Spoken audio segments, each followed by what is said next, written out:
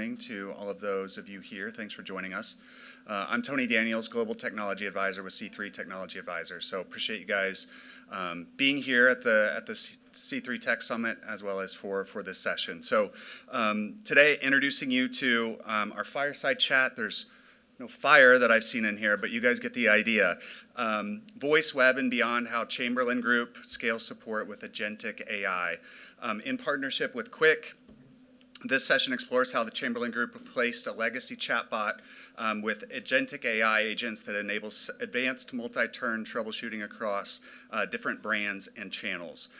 You'll learn how Agentic AI unifies digital touchpoints, balances automation with human interaction and connection, and delivers measurable CX results at scale. So I'd like to welcome from Quiq, Michael Hartzog, who brings a deep experience with CX and contact center solutions, and their client, Tommy Mayfield, CX Shared Service Manager with the Chamberlain Group. Tommy? Thank you. Thank you, Tony. So I first wanted to start off with a little bit with explaining who Chamberlain actually is. A lot of people might not know that we're a smart access control company. If you go into your garage and you look up and you look at your garage door opener, it probably says Chamberlain LiftMaster, maybe Genie, but we can get you switched over to Chamberlain LiftMaster. We also handle gates, and we also have access controls within communities. So as you can see, we have over 6,000 employees, about 8,500 sales operations locations throughout the world. We also have a vision statement that kind of holds true to what we're doing within our product, where our vision statement is to become the global leader in intelligent access by making access simple and secure. By doing that, we've created an onslaught of hardware devices that go through our residential, Joe and Sally, they were just living in a house, have connected garage doors, so that way you can act like Batman and you can pull up and the garage door opens up once you hit that specific distance within the geofence. Community facility, if you have factories, we go through all the dock systems where we have the whole process within our MyQ ecosystem. So we've integrated this smart technology through all of our hardware for our customers, where we have about 8 million customers, 12 million that are actually connected. You think within my household, I have one household, I'm one customer, but I have 3 people in the house. So that's how that works out. Connected communities the same way. We have, a community within a gated community, and you have about 10,000 of those, and then you've got all the residents in there that have access through their MyQ app. So we have all of this technology. We've focused this in on the front end, but what did we do in the back end? Well, we had to shift to a strategic agentic AI model. Our old model was just the journey base. So it could only do as well as you wanted to create journeys. So we were getting like low 30% resolve rates, but on the same 12 journeys. And if a customer asked about something else, you got to talk to an agent. So how do we fix all of that? Well, going through that process, as many of you probably already know if you have a chatbot, your chatbot performs only as well as you create it.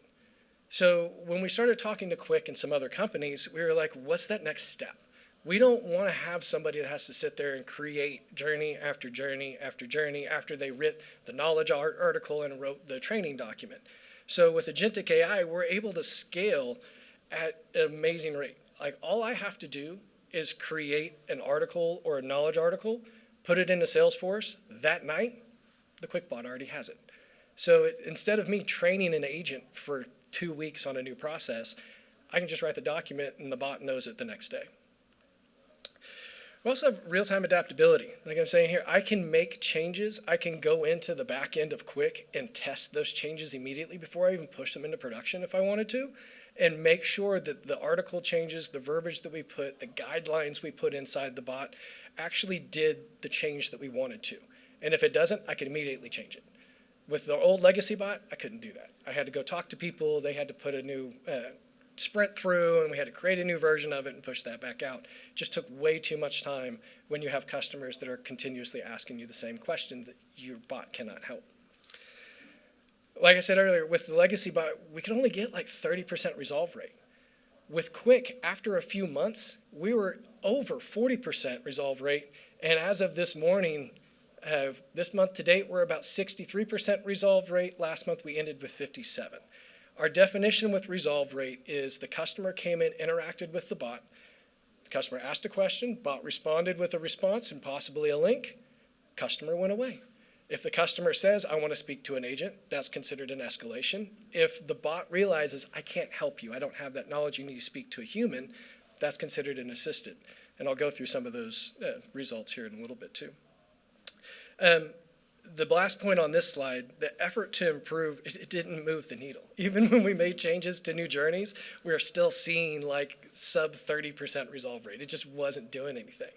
But with the Agentic AI bot, I don't have to worry about creating the utterance. I don't have to have it find the utterance. It already knows it, and it's providing a response back just like a new hire agent would.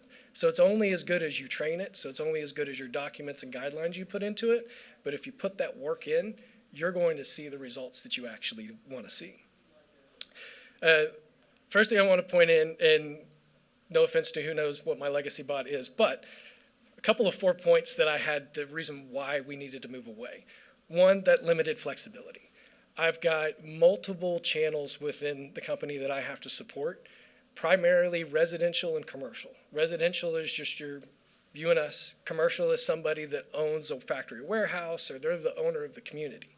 That's two different drivers. Like, I'm not going to tell, I don't want somebody to tell me to go and unplug the garage door opener and open up the wiring. I'm not educated to that. I'm going to shock myself.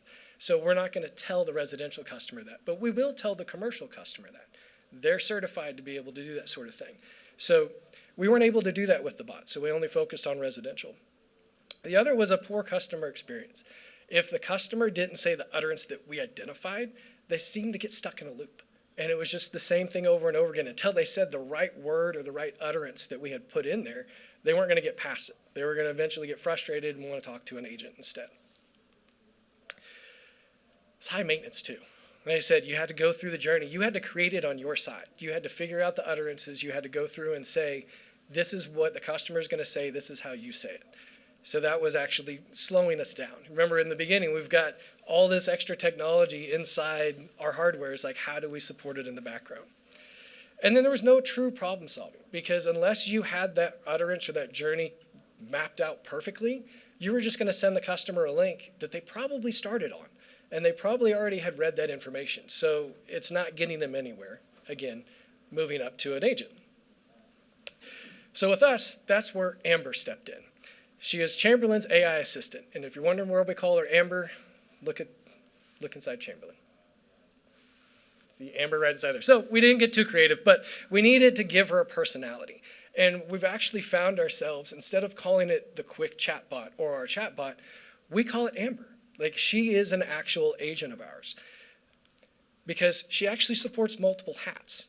She's got our LiftMaster, our Chamberlain brand. She also is our voice AI, and she handles a lot of our MyQ interactions. We're actually going to be putting her into our chatbot or in our app, so that way customers can stay inside the app.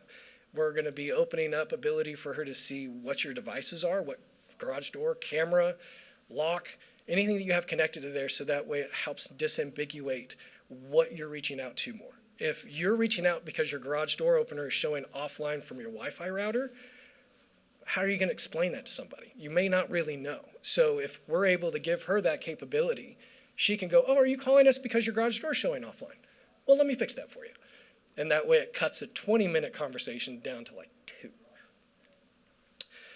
So one of the reasons why we wanted to go with Quiq is because they made it very easy for us to implement their product. They took our existing knowledge-based system inside Salesforce with the existing categories and tags and used that to help identify which customers it should support, what articles should each specific bot actually use when they're trying to respond. Because like I said, again, I don't need my residential bot telling a residential customer, hey, go open up this thing and mess with the wires and hopefully you'll live long enough to see if it works. No, we need to be able to have that separated out. So we're able to utilize our taggings to say, residential bot handles this, commercial bot handles that. The transformation was easy. We just moved over to voice assistant as well. So right now, instead of when you call us, it's not the whole old, push 1 for this, 2 for that, 3 for this. It's thank you for calling Chamberlain, telling me in a few brief words why you reached out to us today. So we started with that and started having her route customers over to the right queue. We're seeing about a 90% success rate.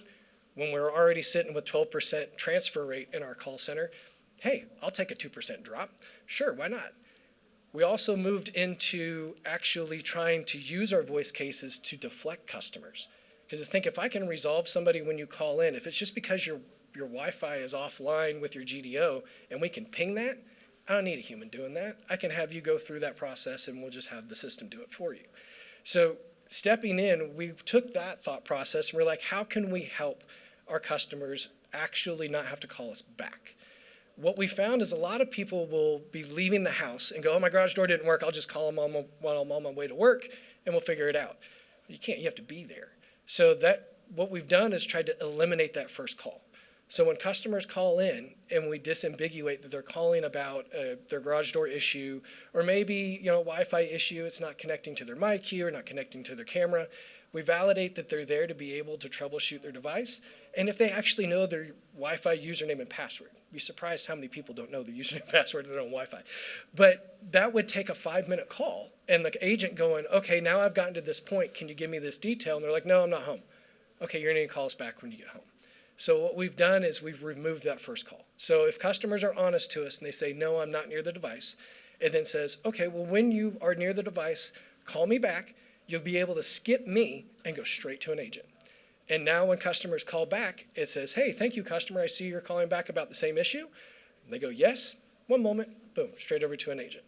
The thing that we're looking into now is that call lower than an original call? So that's one thing we got to check in to see if there's a good ROI on that. But that is something that we weren't able to do with the original legacy bot. It was something we're not able to do with our telephony systems bot as well. So that was a big gain there. Looking back inside Quiq, we're trying to figure out how does this actually work? How are you going to be able to, as the end user, how are you going to put this into play? Well, our knowledge base, as I said, is ingested nightly, but we went a step further than that. Quiq was able to build something for us to integrate all of our training materials, PDFs, PowerPoints, random Word documents, and they converted that into training material for Amber. So that way it's not just what the customer is seeing on the website, it's what we're training our agents as well. So that was a huge game changer. Another thing is when Quiq is using their transformations-powered LLM to analyze. Imagine if you walked around and talked to some vendors, everybody's throwing out AI, LLMs, Agentic. But is it really that? Or are they just using the buzzword to get you in the door? So Quiq is not. Quiq is something that's a little different. And if we have some time, we can show you a back-end thing. But after the transformation data is stored, it's structured in different indexes. Like I said, we have three different bots now with the residential, commercial, and voice.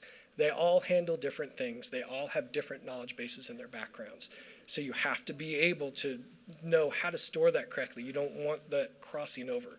I don't want a residential customer hearing, oh, go ahead and open this up and make sure you turn the power off because you're dealing with hundreds of volts that are going to go through this little wire. And then Amber is able to reason through more than just one issue at a time. She's able to actually respond in a manner that some customers get confused and think they're actually talking to a human because it's not that canned response that I came up with 2 months ago that may actually be obsolete right now, but I haven't gotten to update it yet, so customers keep getting that one. Instead, she goes, oh, last night there was a change, so no, this is what you have to do, customer. And I know I told you yesterday to do that. Well, it's updated because now we're on Security 3.0, and we have other things that you have to change to it. So she can change quickly. As I said, Quiq isn't our one-stop for everything. It's just our chatbot and voice bot. So we had to integrate that into all of our other systems. So first was Salesforce, because we needed to be able to have the knowledge-based system. We also needed to transfer 2 actual agents. And we used Salesforce there. We weren't going to be using Quiq's outside software. We didn't want to have agents flipping back and forth between programs. So they were able to lay their window or widget over into our case layout. So that way the agent's right there in the case. They have their chat window. They're able to fill out their data. We're able to have Quiq push information over into the case so the agent doesn't even have to do that. So that's saving more time. Be honest with you, we actually moved all of our chat agents over to phone agents in May of this year because we found the bot was actually providing better responses than some of our agents were, and she was responding a lot faster. So you imagine an agent has 3 different chats at a time, most people do, and they're bouncing back and forth trying to look up information. You get a once in a blue moon issue, and that's going to take you a lot longer, so you may get a 15-minute delay in between responses. Whereas with Amber, it's almost instantaneously. Then with the voice, there wasn't a direct connection inside Genesis or telephony. So what Quiq team did was they met with Genesis, came up with the own connection of how it was going to work between the 2 systems, and then came back to me and said, hey, it works. Like, test it out. I didn't have to do anything. I just got them both in the door and said, this is what I want, which was amazing because you don't have a lot of partners that will talk with another partner to make that connection going. So within Genesis, like I said, then she routes over to an agent, hopefully deflecting, hopefully resolving some calls in the future. And then as we get it integrated into MyQ, into that database, she'll be able to know who you are, be able to go, oh, you're calling from this number, so Mr. Mayfield, are you calling about your Wi-Fi GDO being off? And then that way immediately eliminates that, and hopefully people will want to interact with her on the phone, because I don't know if you all hear some of your clients, as soon as that bot comes on the phone, most customers are like, I don't want to talk to a bot, I want to talk to a human, give me an agent, and they continuously just say agent, agent, agent. So we're trying to come up with that next thing to get that buy-in for the customer to at least start talking to Amber and give her a little information so that way if you still go to an agent, she's got a little information to give the agent so that way they're not asking the same questions that she did. Here's an example of an actual conversation. And in this conversation, the customer comes in and just wants to reset their email address on the MyQ. So Amber's able to go in there and explain all of that and get them through that process. And then immediately they switch over into a new issue, which is their garage door's not opening. So in the old world, the bot would get stuck on that first process. And when the customer switches to a new one, it kind of gets stuck. That's where some of the loops would come in. With QuickBot, we're able to just go back and forth. If the customer wanted to go back and talk about the email, she would know, oh, now the customer's talking about the email address again. I need to go back over to this and put the garage door not opening on hold. And we've seen that countless times of where the bot is able to go back and forth with the customer instead of the customer needing to stick with just one broken problem. So business outcomes and future strategies. So what we've done at Chamberlain is we're trying to utilize Quiq to the best of our capability. We're trying to make or give our customers that immediate response, that immediate gratification. I reached out. You should know it's a garage door opener company. It shouldn't be that hard. Give me a response back. How do I fix this? I just need to get it to close so I can go off to work, so I can go to the store, so nobody gets into my garage. So one thing that I've been tasked with is trying to increase the adoption rate of people utilizing chatbot or voicebot. Because right now, it's not just are you resolving enough? It's how do you get customers to go in there, interact with it, stay with it, and then resolve their problem without going to an agent. We also want to reduce the phone volume. I mean, why else are we paying this much money for a company to come in and give us an Agentic AI bot or a chat bot or a voice bot if it's not going to reduce human interactions within our agents? So that way the agents they don't have to deal with let me reset your password.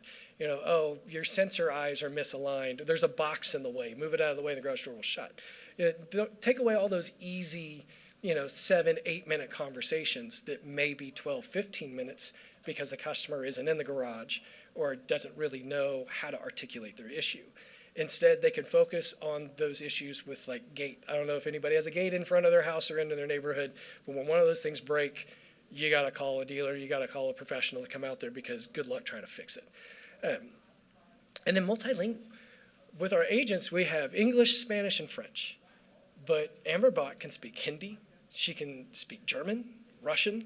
I've watched people do it. I don't know what they're saying, but it's going into that language and the customer seems to be pleased. So as we can get a higher adoption rate, we can service a lot more customers and in their preferred language. And then the outcome. Customer experience is in the title of my job and probably a lot of other people's jobs. So you don't want to just throw something out there to deflect calls to reduce your agents. It's how do I improve that experience so now the customer sees me as a technology company, not just the hardware they have, but from front to end. You guys are involved, you know what's going on, and you're on the forefront of what's happening in the world. So, and also, it's a good experience. It's not just a waste of my time. So, to show some of the numbers, and these are real numbers, when we're looking at first contact resolution, this is one of the things that I focus on, which is the people that start within the chat world. How many times or how many customers are reaching back to us within 30 days, either via chat, email, or phone? And as you can see, within the first 2 years, 23 and 24, we're flat.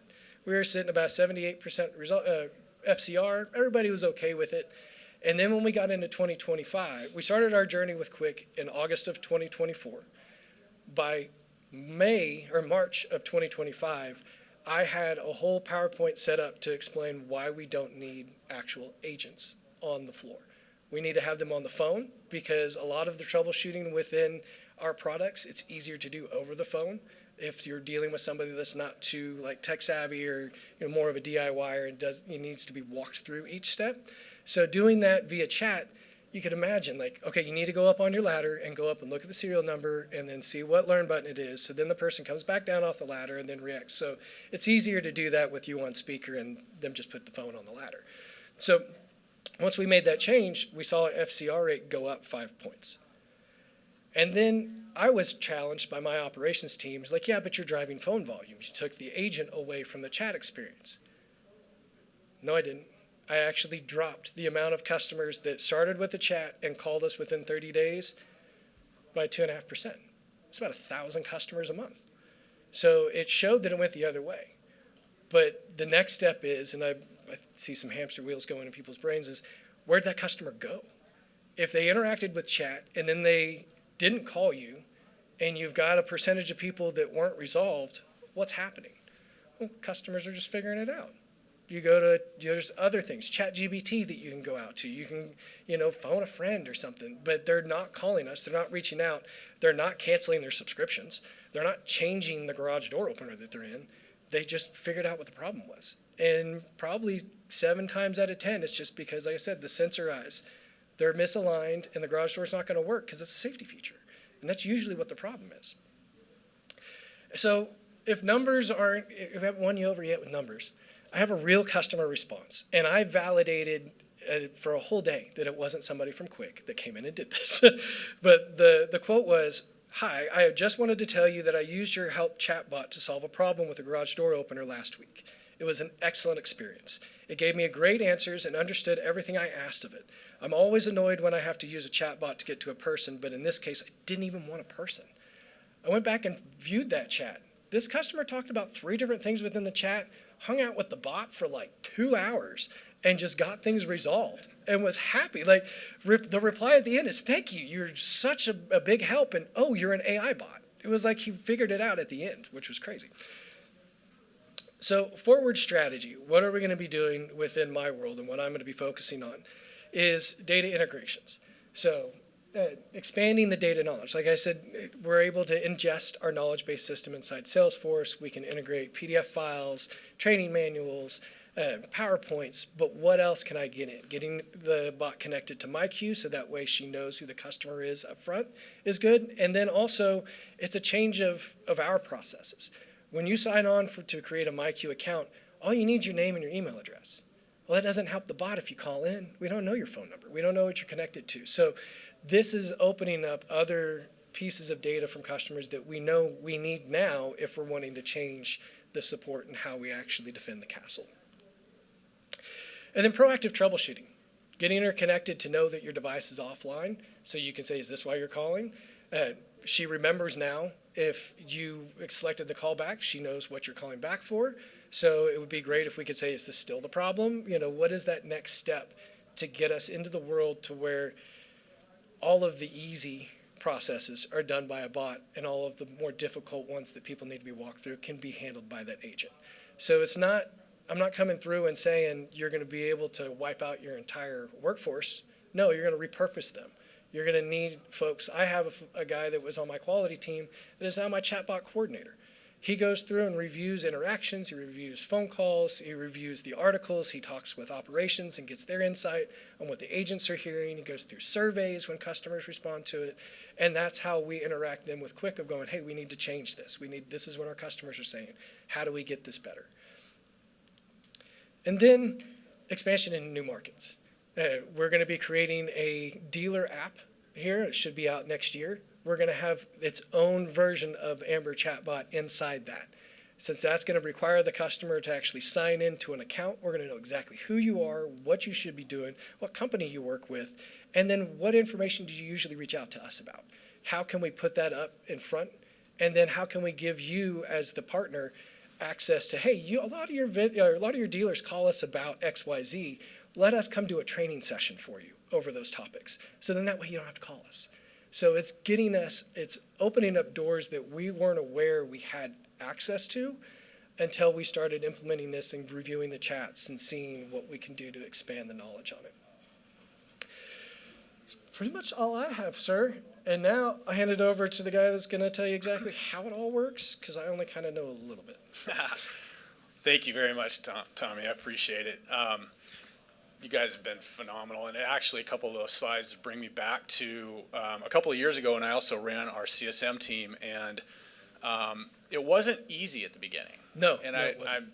I want to put that out there that we started in August 2024, but it wasn't like turn it on and go. Talk a little bit about Yeah, definitely. that. As Michael said, we started in August 2024. November, I was being told, let's find a new vendor, because the resolve rate actually went down. And the reason why it went down is because we have 7,300 knowledge-based articles inside Salesforce. Can you figure out how to go through that? Yeah, I couldn't either. So the bot couldn't either. So we needed to give her time to learn, to go through interactions. She was actually also reviewing agent chats too that was given a little bit of different information because they had tribal knowledge versus what was actually in the articles. So it took her a couple of months to actually get to where we needed to be. And by January 2025, we were up in the 40% resolve rate. And then a few months later, we were in the 50s. And you saw that change happen. But yeah, no, everybody wanted, after like the second, third month, they were telling me to find a new vendor. So I remember that. The reason I bring that up is that Agentic AI is very new to everybody, and it's something that I think is quite misunderstood in the marketplace. And it's not an easy process, but it is something that we've done a lot. We have over 100 implementations in our AI studio, which we can talk about later. If you stop by our booth, I'll show you what that looks like. Enterprise grade. Not just 3 industries, but this is where our biggest footprint is: manufacturing, auto. If there's a customer that is connecting with your company and your customer service agent can handle that conversation at a tier 1 level, there's a really good chance that our AI can also do the same thing. So that's kind of just gives you the context. I'm going to build this slide out because I want to save some time for you guys to ask Tommy some questions. But this is basically our platform. You could think of us as an agentic AI orchestration platform that's specifically focused on customer experience. Whether you're in the messaging channels that we or other platforms deliver, voice, email, back-end API systems that you want to connect using agentic AI, we deliver AI across all touch points that your customers might be interacting with. Does this thing work? What we do is we deliver the customer-facing AI agents that Tommy mentioned, but also within our own digital contact center that delivers about a dozen different digital channels. We also provide AI assistance for those human agents. So the same agentic capabilities that are tied to all of those back-end systems that are using agentic AI, process guides, cognitive reasoning engines under the hood, determining what it should do next, calling the right tools. Not only is it doing that for your customers in all these channels, it's also doing that with your call center agents in their own agent desktop. Our agent desktop integrates into all kinds of different back-end systems. As you mentioned, they're within the Salesforce ecosystem. But we also have AI Studio. This is the magic right here, talking about all of the transformations that we work with you through the data sets that you have, whether that be knowledge-based articles, docs, telemetry from your machines, booking reservations, knowledge management systems, orderment. It doesn't matter what that back-end system is. If we can access that data within our AI studio, we can transform that data such that the AI has the ability to ingest it and bring it forward and utilize it. We're doing that through true agentic capabilities, which means that we're using process guides and not deterministic flows. Deterministic flows are the loops that you get into. Non-deterministic flows is true agentic conversations. And so our entire system is built on that orchestration capability. A full set of analytics that gives you the ability to understand what not only your AI is doing, but what your agents are doing, as well as what your knowledge is doing. And so being able to assist you to help you kind of weed through some of those initial difficulties of where do I start. Enterprise Foundation, 26 months, and I should knock on some wood here, 26 months in a row with 100% uptime. Never failed a governance exam, so it's all there for you. So I'm going to stop there. I want to turn it over. I know we've got a few minutes left. I want to turn it over to you guys. If you have any questions for Tommy or myself, glad to do that. We're also out at our booth in the hall there. Thank you all for coming in. Yes. Yeah, if you guys have any questions, come by the booth. We'll all be hanging out over there and answer what we can. Thank you very much. Appreciate it.